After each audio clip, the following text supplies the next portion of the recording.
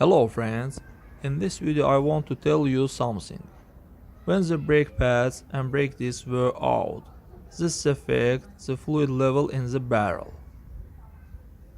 Friends, but before starting the video, subscribe to our channel, put like, and don't forget to put a bell so as not miss new video on the channel. And if we add liquid to the level and change the brake liquids with brake discs, then the liquid level increases, and then it will be necessary to remove the liquid with a syringe.